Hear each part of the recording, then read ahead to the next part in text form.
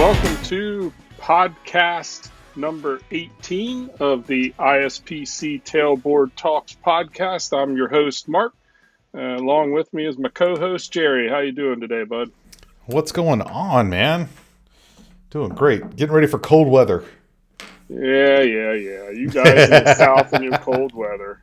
I got you. Hey, that's why we don't live up north, man. I'm trying to get over cold weather, not get ready for it. So I'm looking forward to summer. Dude, you know what I'm looking forward to? I'm looking forward to February. Yes, the conference. February 17th, the T&D Trainers Conference and Trade Show. I'm excited. If you're listening to this and there's still time, check us out online.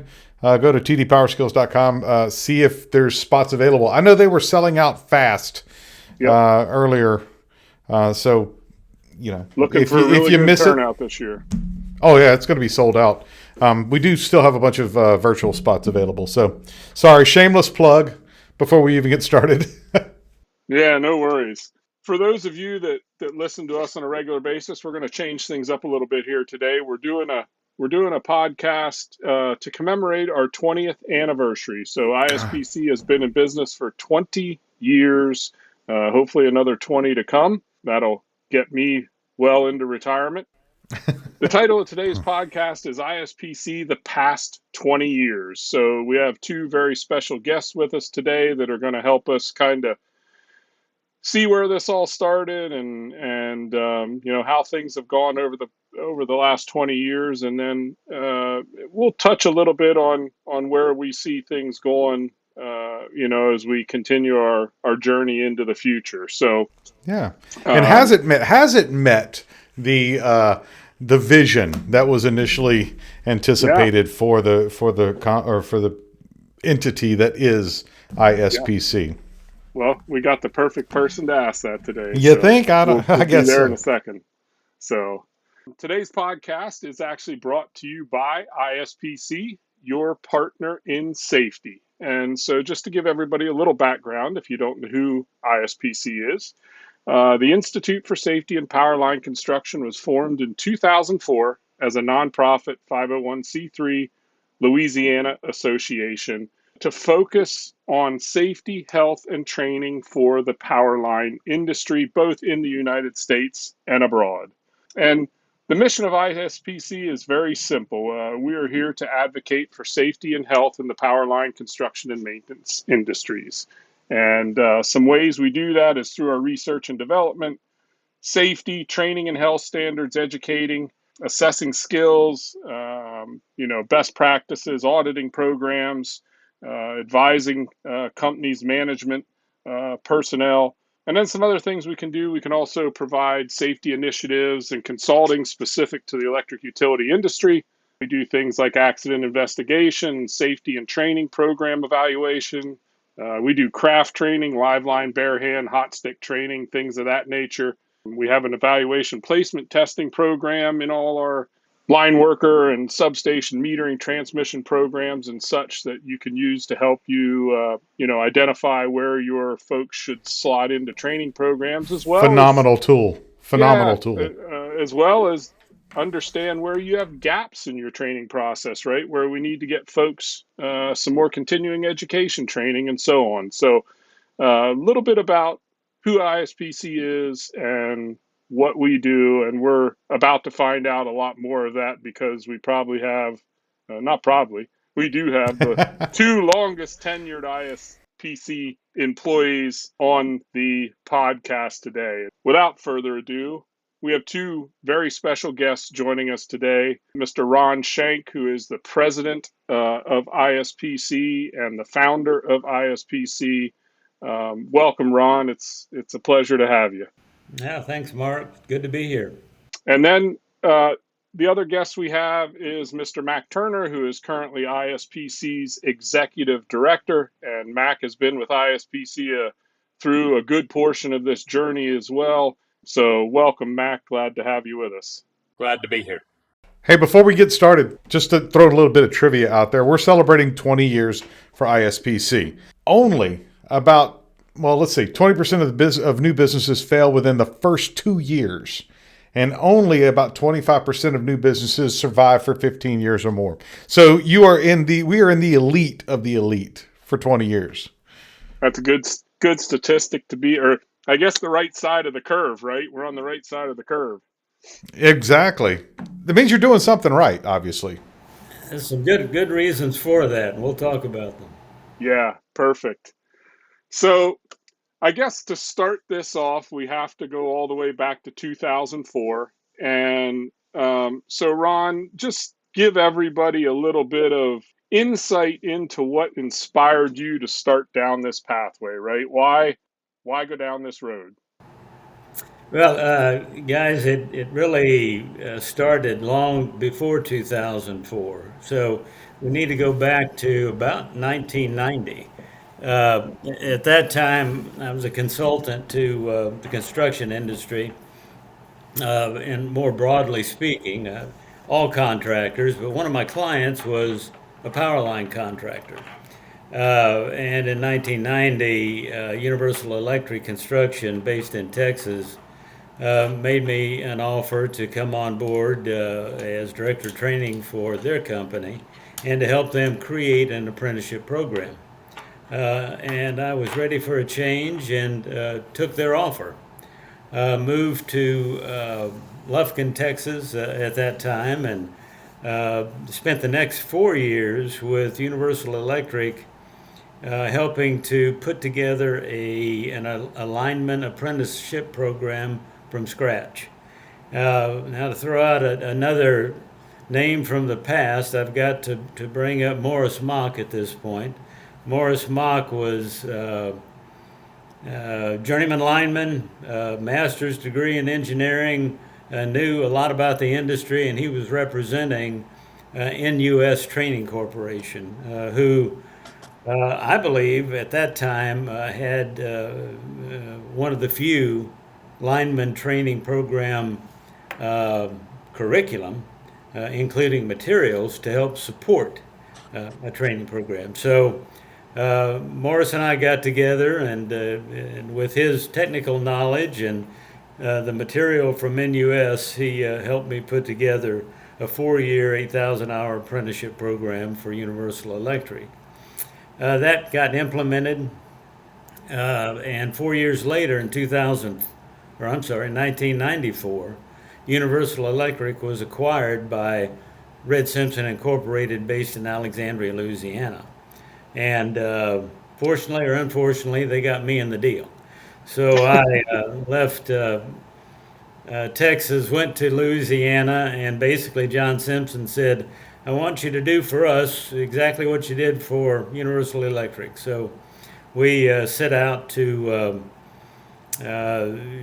further expand that program, now from 400 line workers to 800 at that time, and ultimately we had 2,000 line workers participating. So the next 6 years I spent helping to run one of the largest apprenticeship programs in the nation, if you will, and got a lot of insight into what was needed, what was working, what was not working.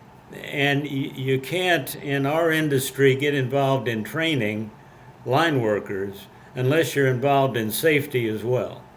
So we had a separate safety department, but the director of safety and I worked closely together on safety and training for these 2,000 line workers, and I was astonished.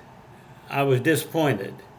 I was amazed at the lack of safety policy enforcement for line workers in our industry. Now, I've got to say at this point that both of the companies I work for were open shop, non-union companies. So we were hiring and training line workers.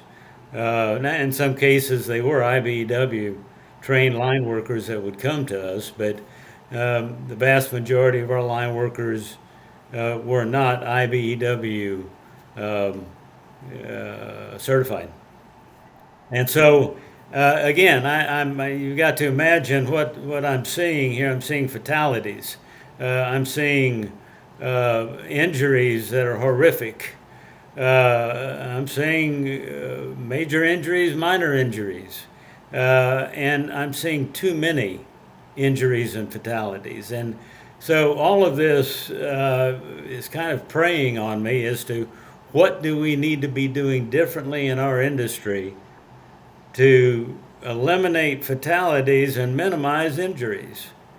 And I kind of made almost a pledge to myself, and I guess you got to be careful what you ask for, but I kind of said to myself and to the God Almighty that if I ever had a chance to do something significant about this, I would.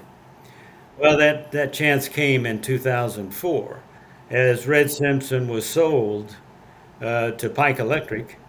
I decided not to follow the rest of the group to Pike and to see what I could do to form some organizations that could focus more in the industry on safety and training. ISPC was the first one to be created in 2004. I felt like that the industry and line workers needed an association that focused exclusively on them, not on the utilities, not on contractors, not on whatever, but exclusively on training and safety for line workers. So, and I felt like that the organization that was created needed to be a nonprofit, a 501c3, a legitimate nonprofit organization that could be seen as non-biased, could be seen as truthfully focusing on the welfare of the line workers in our industry. So in 2004, Wanda, my wife, and I created ISPC. Tell us what that, initial journey looked like, right? Because, even today, 20 years later, I would argue that we still have struggles in getting organizations to understand how important it is to train their folks, right? And keep their people safe. We have some that have gotten it, right? We know who they are. We work with a lot of them. While we've made great strides, I believe, as an industry, especially probably in the last 8 years, 10 years, there's still a lot to do. So what did that early journey look like? I mean, how. It, it frankly didn't look like a journey at first. It looked like a dead end at Yeah. first because we had so many hills and mountains to climb to begin to gain any kind of respect at all in an industry that was filled with people used to doing things their way and used to dealing with injuries and fatalities as a routine part of the business. Wow. So until we could begin to get people thinking and believing that you don't have to get hurt or killed to do line work in our Hmm. industry, we weren't going to get anywhere. I will have to say that at the beginning of the late 90s, we started to see a little bit of a crack in management throughout our industry that where people were saying, maybe we really ought to pay more attention to safety.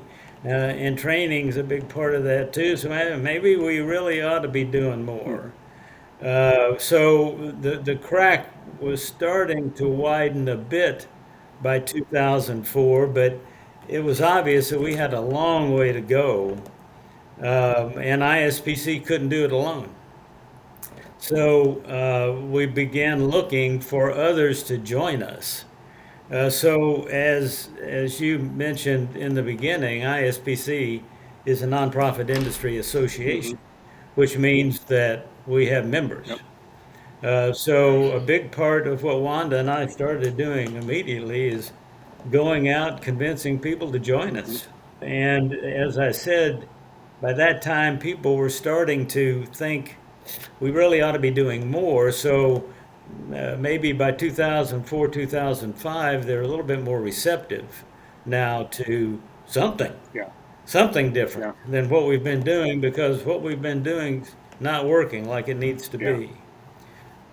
So uh, bringing in members and associates and other folks of like thinking was an important part of those early years. Yeah. And it's still an I, important part. yeah, Here, that's what I here. was just going to say. Yeah. I think one of our biggest challenges, and I think we're starting to make some progress, is some of the partnerships and folks that have seen the light, that, hey, um, we can do a lot better here if we're all working or rowing in the same direction, right? Versus Right. trying to go in an opposite direction. So, Here, here. all right, well, um, about halfway through this journey, um, along came Mac, and so um, I'm not sure, if there was some fishing involved there. I know in my journey to ISPC there was some fishing involved, and I guess I took the bait. But so Mac, why ISPC? Right? What led you to say, okay, I'm done? On the private or public sector, whatever you want to call it, and decide to make the jump to ISPC. What led you to say, hey, I'm going over here. I feel this is the way to go, and this is where I can do what I want to Well, do or need to do. throughout my career, I've always believed that employees, one, deserve to be trained on any task that they're asked to perform, and that training needs to be good training. And I also believe that safety is a very important thing. And I was really frustrated out with contractors and utilities at that time. I'd worked for both that said safety in name only, but they really did not mean it. They didn't follow it up with actions. And as we all know, talk's cheap, and I just wasn't seeing the actions, and I was tired of banging my head against the wall. I'd known Ron and Wanda and our organization for a few years, and so I decided to see if I could jump here to ISBC and Ron and Wanda's organization because I felt like they really did see a vision, and it's somebody that I wanted to work for. And thankfully, Ron offered me a job, and the rest is history. Let me just interject quickly that one of the best things ISPC ever did was to hire Mac Turner. Secondly, one of the best things we've done is to hire Mark. Well, appreciate the vote of confidence there. I think we probably all. I think I was really no different than Mac, probably, and probably not a whole lot different than you, Ron, and in the fact that um, while I was making or feel that I was making a contribution or making a difference working for a at the time a utility, an investor owned utility, you just I felt I just didn't have the platform that I needed to be able to influence or affect more, right? And I knew that my background is substations, and I felt there was a huge gap, not only at the utility I was working for, but in the industry period, that something needed done, and I had an idea what that was, and I just needed Forum. the forum, the resources, the ability to run with that, and I'm being given that opportunity at ISPC, and I appreciate that tremendously, and I think you know as we get down this road with the substation curriculum and the apprenticeship program, as well as the other programs we're currently working on and building and developing and refining for the industry, I think it's going to be a really good thing. So, yeah. Mac, Ron kind of told us a little bit about at least the beginning part of his journey. We might definitely talk a little bit more about that. But, you know, once you came aboard, I think essentially the day-to-day operations of ISPC fell into your lap shortly after you had started to work here. And so, what are some of the things? Did it go like you thought it would? What was the I think we all have at least I can speak for myself that, I kind of have a plan and kind of a vision of where I hope to kind of see things going, but that doesn't always just fall in our lap, right? It's a Right. lot of getting kicked in the teeth and getting back up and getting kicked down again and getting back up. And so, what was that like? Well, it was an exciting adventure for me to be able to do what I felt like was the right direction for my life and my career to go. It was an exciting proposition. Now, being a small business and that it always has its challenges, and those challenges are there. They're there day in and day out. It's not like it was when I was the utility or the contractor, and we didn't have to worry about budgets and curriculums and everything. It was just kind of all laid out for you. So, developing uh, our partners in the industry and getting people to trust us and being able to pay the bills and move forward with helping the industry has been a rocky road, but it's been a very satisfying road. There's many times when I leave a customer, when I send somebody to a customer and they'll write me a short note and tell me how much they appreciated things, or when you're out with a customer and they say, well, uh, you know, we've been doing bracket grounding for years and years and years, and I'm the superintendent of this group, and I'm here in this class today to prove you wrong and tell you that we're right and you're wrong. And by 2 in the afternoon, he's coming to me and telling me on a break that, you know, I just didn't want to listen to you this morning, but now I believe in grounding and bonding and taking care of people. And times like that are very satisfying. And it's Yeah. really nice to hear that from the industry. So it's been rewarding, but it's a challenge every day. Yeah, and I think a lot of that I think we've all seen it, right? And just in my, short time of going out and working with customers, I've already seen it. It's having the knowledge and having the experience and the training and the competency, right, to be able to step up and say, "No, guys, you're just not doing it correctly," right? And some of that started for me. Luckily, I had a chance to work with ISPC when I still worked for the utility I worked at, and got to partner with Jim Vaughn, who's one of ISPC's consultants and arguably one of the most knowledgeable persons when it comes to specifically grounding and bonding, but just in my opinion, a walking encyclopedia. So, it's I think ISPC, and maybe I'll ask you this, Ron. So, you know, and I had somebody tell me today that one of the reasons that they are expanding their partnership and going down this road with us is because of the top quality SMEs that ISPC has. And so I guess what's the key to success when hiring those right people, right? Like, because even from our customers, it's a big thing, right? They want to know that they're getting the best out there. Yeah, the critical thing that ISPC needed to gain in the industry early on, and it's the same today, is credibility. Mm-hmm.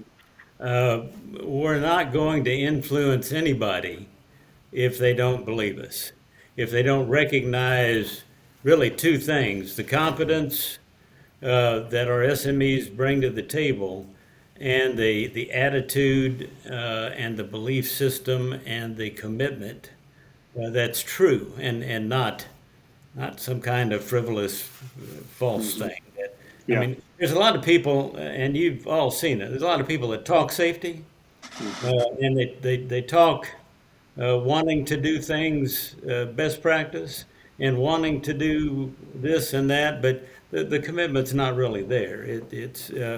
And so the commitment for us at ISPC has got to be true. It's got to be real. It's got to be transparent. And so it's with that in mind that anybody that I've asked to come join us on staff at ISPC had to pass that muster in order to really come aboard. And I think all of the folks that not only are on staff but also affiliated with us continue to pass that muster. It's a belief system. It's a compassion, and it's an intense feeling about wanting to save lives and reduce injuries in our industry. Uh, and I think certainly it's taken a number of years for the industry to view ISPC that way, but I think by and large the industry does at this point. Yeah, I couldn't agree more. Hey, Mark, let's take a quick second and talk about our sponsor, us, the Institute for Safety and Powerline Construction.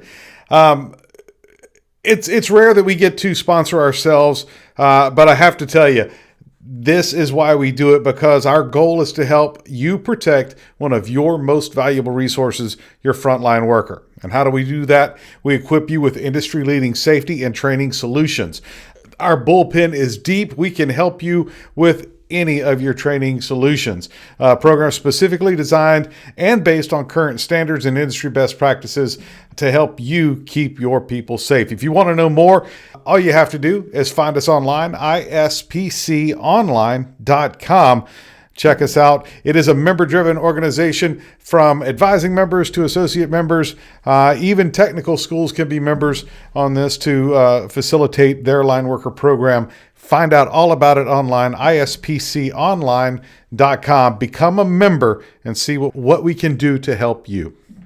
Mac, I guess your focus, right, over the last 10 years or so has been ISPC and what we can do to, help the industry and so on. So maybe talk a little bit about what your maybe versus when you started at ISPC and where ISPC is today, as we're sitting here on this podcast talking, and and kind of what makes you proud, or what makes you sit back and kick your feet up on the desk and say, all right, we're getting somewhere here, Well, right? as I said before, it's nice to hear back from people that you help them make a positive change towards safety and training. But when we have customers, I was just talking with another one this morning. They've been I guess we've been working with them for 4 years. And they called me this morning and says, we need you back this year. We need you to come in here. And so we defined the scope of what it was, and to hear how they're um, taking what we uh, put out there, the the messages and the work methods and that we put out there, and they're taking it to heart and they're having success with it. And so I asked this particular customer, I said, so we just ended 2024. I know that you didn't have any fatalities, but did you have any injuries to any of your people? And he says, well, he says, short of a vehicle accident that wasn't our fault, with a person in a line truck, got T-boned and got hurt a little bit. He says, we have not had any uh, injuries, any recordable injuries this past year to any of our employees. And so I asked him, I said, so how long has that been going on? He says, we're going on our 4th year without any recordable injuries. And I told him how proud I was of him and their organization in believing in things strong enough that they just have not gotten anybody hurt. And we hear that from various organizations that, what we're doing to try and guide and train people is working. And then we hear from other organizations that tell us, well, you came in and you did this training, and yeah, but we're still going to go with the old way. And a couple of years later, they call us back up and say, well, you were right. Let's work together. And Yeah. so seeing that and hearing that from people that's our customers and people that we've known a long time is very rewarding. It's rewarding Hmm. for me, but it's rewarding for all of our people that we have employed in our business here. And you can't buy that. It's Hmm. it's something that either people feel it or they don't. But it's certainly nice to hear how you've helped make that positive change in people's lives.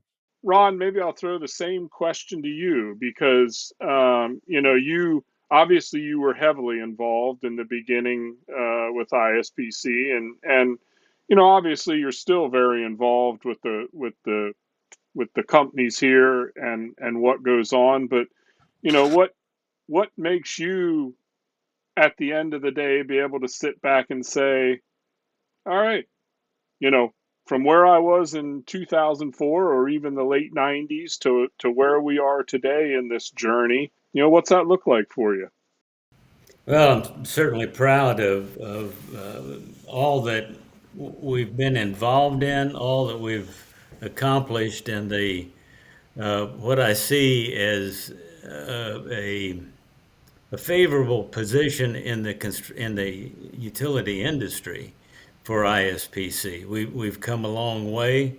It's been a difficult, quite often, but always rewarding journey between then and now, and I foresee that continuing.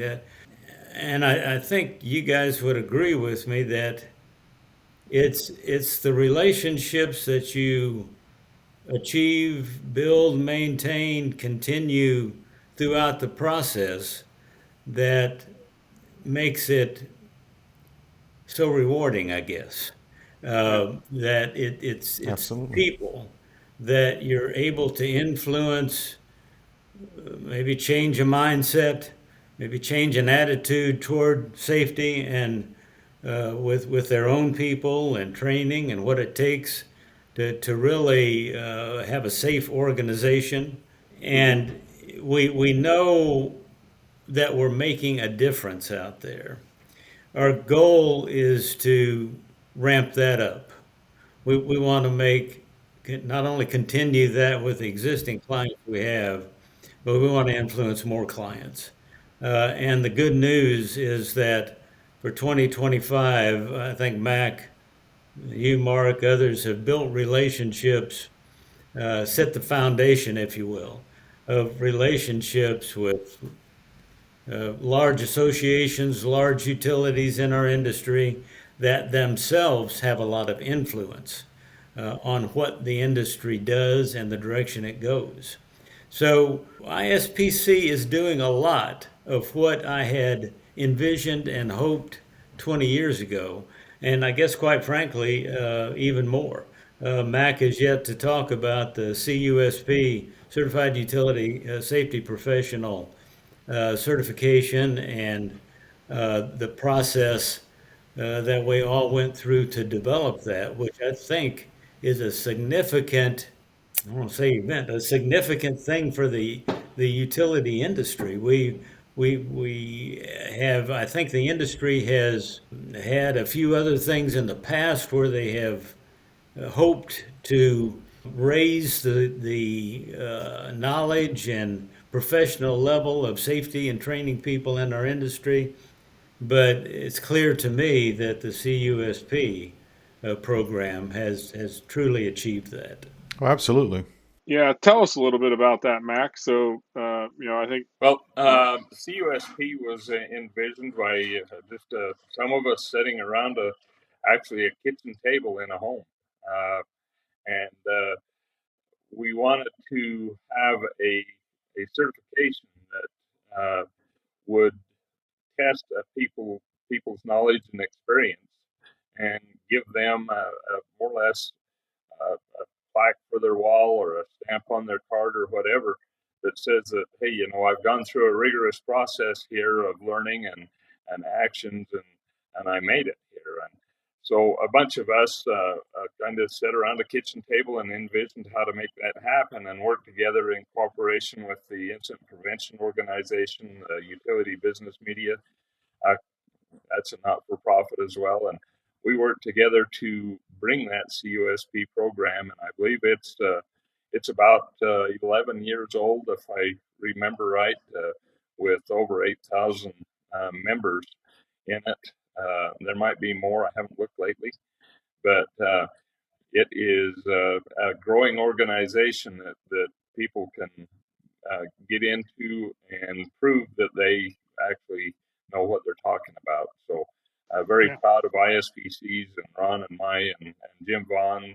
Uh, we was all part of that direction going forward. It's a critical credential for the industry and increasingly is recognized as the credential for safety people in our industry. The key differentiator there is, in my opinion, the CUSP is really geared towards the field worker, right? The field forces, your workers, your supervisors, your frontline organizations. It's a, like you said, Ron, it's a credential that has become probably the leading indicator of knowledge in the utility space. And there's all kinds of safety certifications out there, but when you're talking about the work that gets done and the field working forces, I think I couldn't agree more that the CUSP has kind of set itself apart from everybody else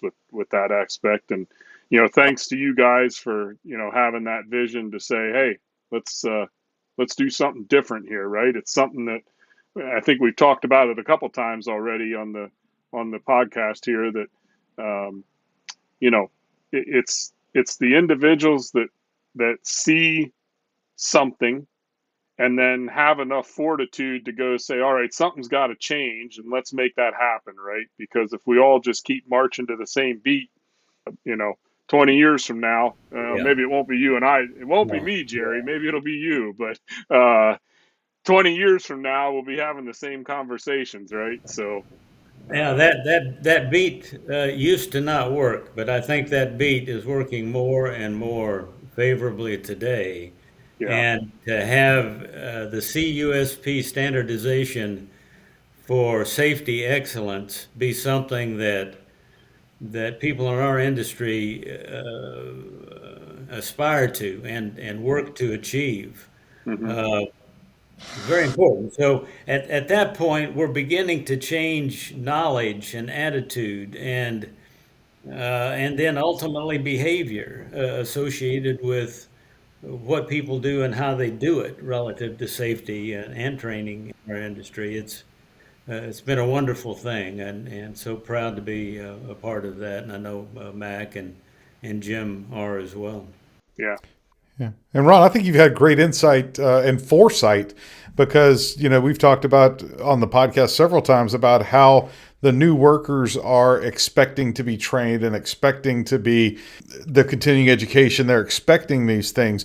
And for you to 20 years ago say, we're going to create this culture and this industry and this entity that is going to facilitate that and to facilitate, companies making that happen for their people. That's, to me, that's seeing the future and making something happen for that. And it's only going to continue in my eyes with greatness like that. So many things in life happen when you're at the right place at the right time with the right attitude, with the right resources, and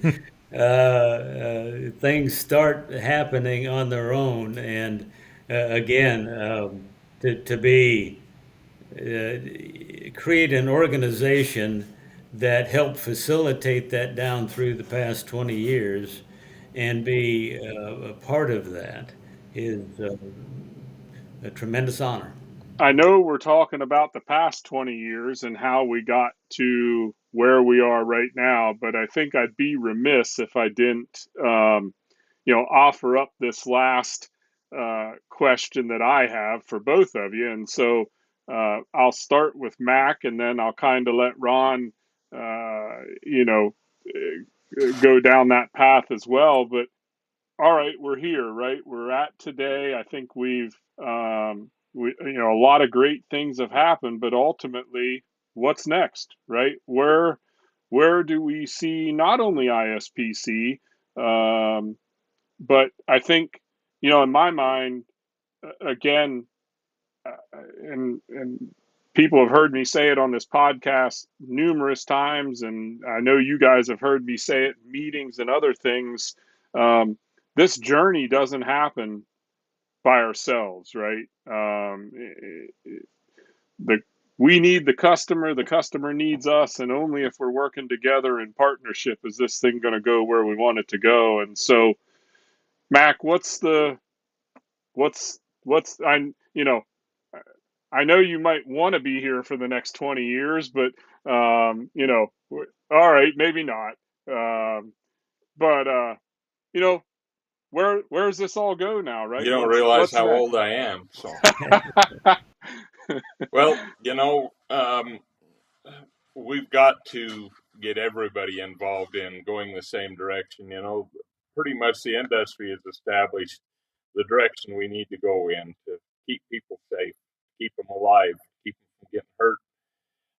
Also, from the training standpoint of it, I think our industry has made a lot of good changes over the years. But we're trying to partner with organizations with like-minded goals and a like-minded vision. And we've been successful at partnering with some of these organizations that represent 100 or 150, 200, 300, 400 utilities or contractors. And as we continue to go down this road, we got to focus and put our efforts into these big organizations that see things the same way that we do, that are really looking to develop things the right way and to move forward. So those organizations are going to play a big part. The other part is your mom and pop companies out there, your small contractors, your small utilities, people like that don't have the resources to really do what they'd like to do. And it's really good to help them, to be a resource for them. So those folks, they need us and other organizations like us a lot, because they just don't know what they don't know, and they just do what they have to get along. I was talking to one of those small organizations today.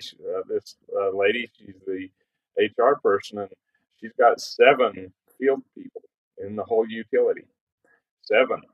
And so she's got 11. I asked her, so how many is in the whole utility? That's 11. And she says, we know what we want to do in that, but we just can't go anyplace. And how do we partner with you to help us? And we need to reach out to those people and be available for those people as well. So that's where I see the future going, is we're just going to continue what we've been doing that's the right thing to do, and make it work. All right, Mr. Ron, your turn. 20 years ago you saw a vision. Is that vision still the same today, or what do you think the next 20 looks like? Yeah, the vision is not too old, and the vision is as valid today as it was 20 years ago. But pretty soon, I'm going fishing. I'm not biting. You It is already got me once. I'm not biting time to again. pass the baton. My Yeah, wife says she's wants to go fishing too, so nice. we've put in place folks like yourselves and others that are well qualified to pick this up and move it on to the next stage for both ISPC and T&D Power Skills, and we're very comfortable to go fishing at this point. Awesome. Well, Well, that Mr. kind Ron, of I think leads. you've earned a fishing trip, actually. Yeah, If anybody has. absolutely. So, I think, hey, that leads right into our last sponsor plug here, right? So, ISPC, our vision for the future is to develop long-term partnerships with our customers, becoming a trusted ally in their journey towards safety and training excellence. We aim to work hand in hand with your internal teams to develop customized safety and training programs tailored to your organization's unique needs. And I think, that's one of the key things I strongly believe sets ISPC apart, and not just because I work for them, but the ability or the willingness to adapt to what the customer needs, right? And I've grown up, obviously Ron and Mack, you guys have been doing this and been in this industry a lot longer than I have, but holy cow, even I'm approaching on 30 years, and it just what we have today versus what we had back in the 90s and the early 2000s is just heads and tails, better than what we had back then. And it's a tribute to organizations like ISPT and to people like yourself, Ron and Mack, that had a vision to let's make things better. Let's get people together and let's figure out what we need to do to make things better. And ISPC has maintained that same vision moving forward. That we're going to do what we can to to build a culture of safety and enhance workforce expertise. Right, that's what we're here to do, and we want to ensure that everybody goes home at the end of the day. Right, and so. I think, again, the key, we've said it time and time again, is if we work together, we can all shape the future of safety and training together, right? And make this a safer industry to work in. So for more information on ISPC, you can always visit us at our website, ispconline.com. You can give us a call, reach out. We'd love to talk to you. And see how we could partner with you and make things better for your organization. And one thing that we have not talked about, and I think it's very, very exciting that we should talk about, or exciting that we need to be talking about it. Being a 501c3 organization, it is a tax-deductible membership. Yeah. If you want to donate money to ISPC, you can. It is a tax write-off for you, Mr. and Mrs. Business Owner. And if you would like to contribute and want to find out how you can contribute, again, ispconline.com. Become a member, become a donator, help us create these programs to bring this teaching and excellence to the rest of the industry. So it's not just about you, it's about everybody. If you want to be part of that, ispconline.com. And I think that wraps us up. The views and opinions shared on this podcast are the personal viewpoints of the participants and may not necessarily reflect the stance of the Institute for Safety and Powerline Construction and its staff. However, all of its staff are pretty much present today. It is highly advised that you consult your company management before implementing any actions or policy changes. Please support our sponsors, ISPC, specifically bringing this content to you. For more episodes of ISPC Tailboard Talks, subscribe in your favorite podcatcher and be sure to leave a review or shoot us an email. We would love to hear from you. Thanks, Jerry. And again, Mac, Ron, can't thank you enough for taking. I know Ron's sitting in a hotel in Houston waiting to head to Bermuda. I believe you're going, right? Go fishing? That's the Bahamas. We're going the Bahamas. Fishing. Okay. We're going fishing in the Bahamas. It's warm. That's all I know. So right. The rest of us will be dealing with this cold weather. So thank you guys. Thank you for all you've done for the industry and continue to do. And glad to have you on this episode commemorating the 20th anniversary of ISPC, and hope that maybe not 20 years, but 10 years from now, anyhow, we can be sitting here, maybe having episode 200 or something like that. So in the Bahamas together. Yeah, there you go. So thank you all. Appreciate it. Yeah, thank you guys. Appreciate the opportunity. Yeah.